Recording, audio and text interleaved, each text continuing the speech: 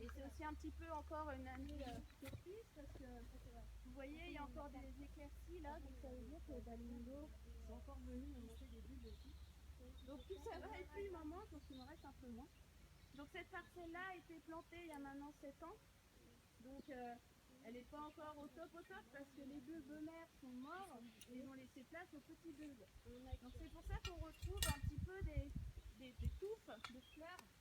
Parce qu'il y a 7 ans, quand j'en ai planté un, maintenant est venu plusieurs petits bulbes qui sont assez gros pour donner des fleurs eux aussi. Je ferai voir tout à l'heure, j'ai des bulbes pour savoir à quoi ça ressemble. Mais en fait, c'est la famille des crocus. Donc c'est comme vos crocus que vous avez dans vos jardins, qui fleurissent au printemps, ceux-là. Mais celui-là, il est bien particulier, il fleurit à l'automne, parce qu'il y a aussi bien du crocus de l'automne que du printemps. Donc lui, il fleurit que à cette période-là, et pas autrement. Donc la récolte, c'est maintenant, et après, c'est fini. Donc c'est pendant à peu près un mois.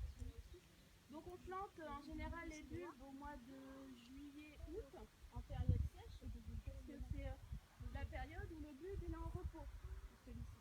Donc c'est là où on peut le planter, et puis c'est la période où tout le terrain est tout préparé pour lui. Donc on les plante au mois de juillet-août. Pour certains bulbes, ils vont fleurir la première année. Pour d'autres, il va falloir attendre encore un an pour qu'ils se soient mis en place, installés et qu'ils puissent commencer à fleurir à lui aussi. Donc là, il faut être très patient hein. Pour la culture du safran, c'est très long. Vous voyez, moi, ça fait comme même maintenant une dizaine d'années que j'ai commencé. Et ça fait 4 ans que je commercialise le safran que je produis. Donc là, on a encore pas mal de fleurs parce qu'on est au milieu du pic de la floraison. Et après, ça va recommencer à redescendre pour s'arrêter fin octobre, début novembre.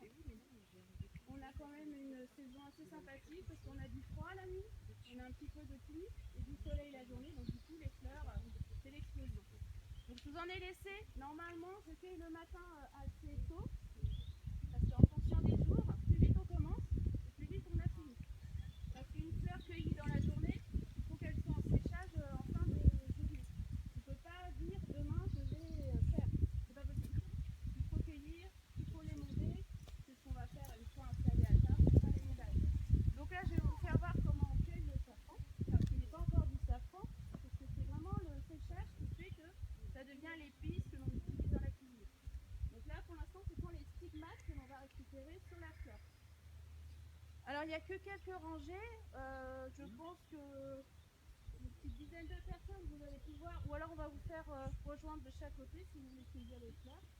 Voilà, on va vous faire croiser. Alors surtout, faites bien attention où vous marchez. Vous allez voir, quand vous allez vous mettre au bout des lignes, vous allez vraiment visualiser les rangées. Donc marchez bien au milieu de 2 petites lignes comme ça. Alors moi, quand je fais la cueillette, bien sûr, j'ai l'habitude. Donc en fait, je me mets comme ça et je cueille d'un côté, au milieu et de l'autre côté.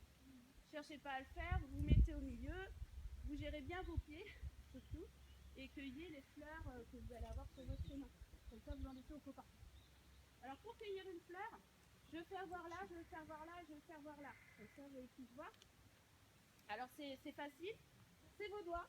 Il n'y a pas besoin d'outils à ce niveau-là. Vous allez venir attention, madame. Vous allez venir sur la tige d'une fleur, vous allez la pencher un petit peu comme ça, et vous allez la pincer. Et voilà, vous récupérez la fleur comme ça. Après, vous la mettrez dans mon cisaillier. Alors au début, vous allez les garder dans les mains, c'est pas grave. Vous la cueillez, vous la mettez dans votre main, et vous passerez vous voir et vous allez me donner. Il faut ramasser les fleurs qui sont très ouvertes, parce que du coup maintenant elles sont ouvertes, et il faut laisser les fleurs comme ça. Parce qu'elle n'est pas tout à fait prête à être cueillie. Si vous la cueillez trop tôt, en fait les stigmates ne sont pas assez développés. Donc du coup, c'est pas bien non plus. Donc cueillez vraiment que les fleurs ouvertes. Moi ce soir c'est pas grave, je repasserai et je reviendrai pour les fleurs qui ont été un petit peu abandonnées. Donc cueillez vraiment celles qui sont ouvertes. Hein. Comme ça, on est sûr que là c'est sûr que oui. Donc vous penchez et vous penchez. Ça se casse comme du verre. Hein. Vous allez voir, après c'est tout. Hop, prenez le temps de le faire. C'est pas une précipitation, c'est mieux faire bien que trop vite. Ils servent aussi un petit peu pour les mulots, les chats. Ah oui, alors hop, vous penchez et vous penchez. Surtout, ne tirez pas sur la fleur. Parce que c'est vous allez tout tirer, du coup les bulbes vont être déracinés et ça va afficher en l'air un peu le processus de la floraison. Ne tirez pas, vous penchez et vous cassez. Voilà. Donc, je vais vous inviter à vous mettre de chaque côté du champ, puis je vous dirai go. Non, c'est pas une course, c'est pas une course. Alors, mettez-vous de chaque côté là, vous visualisez une ligne et vous faites attention. Donc, vous voulez, voilà. En fait, je vais les garder quand même les fleurs. C'est pour vous faire voir le travail et pour vous faire voir comment ça se passe. Donc vous voyez, il y a deux lignes qui sont serrées de fleurs. Donc vous vous mettez au milieu de deux lignes serrées et puis vous cueillez les fleurs qui sont le plus ouvertes. Si vous en avez trop dans les mains, vous m'appelez et puis je viendrai les chercher.